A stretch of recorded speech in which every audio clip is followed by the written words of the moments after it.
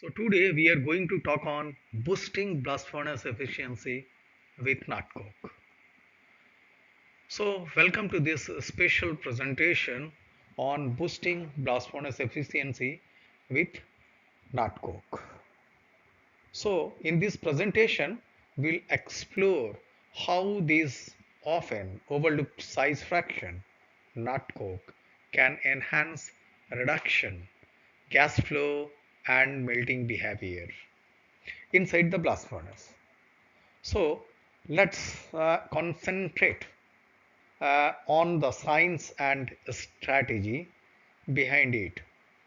So here we have given a title, why nut coke. So why are we talking about nut coke? This study focuses on adding nut coke size between 8 and 40 millimeters into the blast furnace burden mix. We examined its impact on four critical zones: reduction kinetics, melting behavior, bed permeability, and cohesive zone dynamics. The goal is clear: improve energy efficiency and dive towards more sustainable iron making.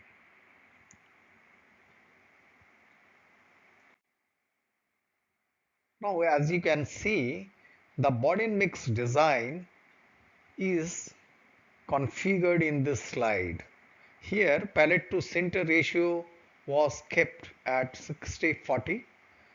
Nut coke replaced regular coke in varying proportion: 0, 20 and 40%.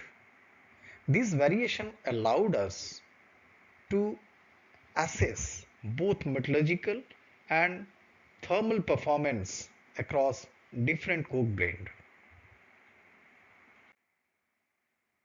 Now coming to the thermal stages in burden behavior. To understand how nut coke affects furnace operation, we broke down the thermal stages. In the 700 to 900 degree centigrade range, nut coke slightly improves indirect reduction. Between 900 to 1200 degrees centigrade, it helps preserve wards during softening and sintering. And above 1300 degrees centigrade, nut coke lowers the melting temperature by significant 50 to 4 degrees centigrade, enhancing dripping behavior, which is most important. Now, coming to the cohesive zone and permeability. Here, one of the key takeaways is nut coke narrow the cohesive zone by 77 degrees centigrade. These create a more stable gas flow path, improving permeability and reducing energy losses. So as you can see that the value of SP and S values are indicators of pressure drop also went down, which is very important, making the furnace more efficient. Now coming to the carburization and dripping aspects. With nut coke, carburization is faster and more effective. The carbon in hot metal increased from 2.78% to 3.49%.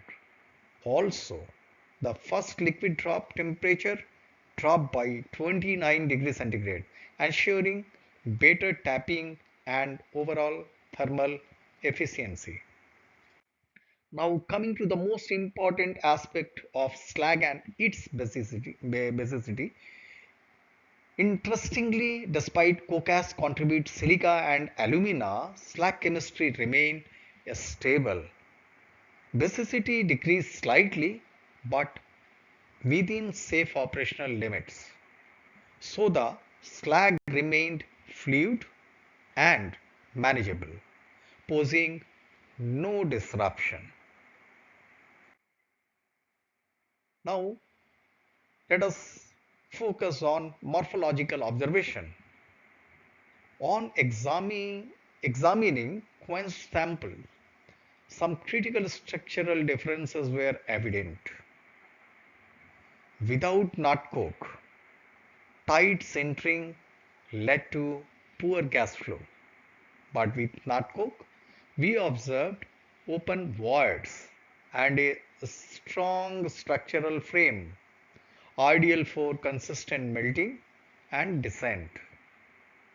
Also, nut coke encourage a layer-wise melting profile instead of chaotic simultaneous melting.